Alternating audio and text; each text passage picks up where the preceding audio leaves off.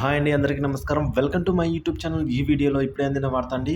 ఎన్నికల ప్రచారంలో మోడీకి తీవ్ర దుఃఖం, షాక్‌లో అయితే ఉన్నారు అందరూ కూడా జనాలు. సో, ఆ వివరాలేంటో ఈ వీడియోలో తెలుసుకుందాం. వీడియో అయితే ఎక్కడ గాని స్కిప్ చేయకుండా ఎండ్ దాకా చూడడం వల్ల ఇన్ఫర్మేషన్ అనేది పూర్తిగా అర్థమవుతుంది.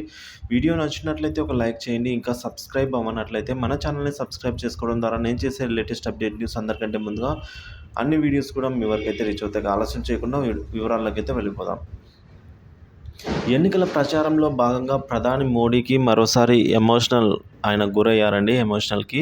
ప్రచారం సభలో అయితే ఓ కుర్రవాడు చూపిన ఫోటోను చూసి ఆయన భావోద్వేగానికి గురయ్యారు. దీంతో మోడీ కొంతసేపు ఏం మాట్లాడకుండా అలాగే ఉండిపోయారండి. లోక్సభ ఎన్నికల ప్రచారంలో భాగంగా ప్రధాని మోడీ ఆయా రాష్ట్రాల్లో సుడిగాలి పర్యటిస్తూ ఉన్నారని అయితే అంటున్నారు. సో, శుక్రవారం ఉదయం ఉత్తరప్రదేశ్‌లో పర్యటించి ఆయన అక్కడి నుంచి మధ్యప్రదేశ్ చేరుకున్నారు.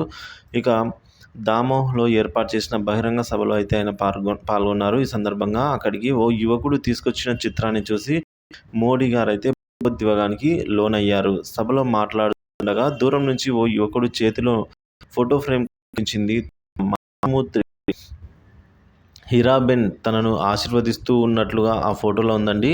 సో, ఆ పిల్లవాడు మరి పెన్సిల్‌తో గీసిన ఆ చిత్రాన్ని చూసిన మోడీ ఒక్కసారిగా భావోద్వేగానికైతే గురయ్యారు. తన తల్లిని చేసుకొని మాటలు రాక ప్రసంగాన్ని కొంతసేపు ఆపివేశారండి. ఆ తర్వాత చిత్రం తీసుకొచ్చిన యువకుడిని అభినందించారు.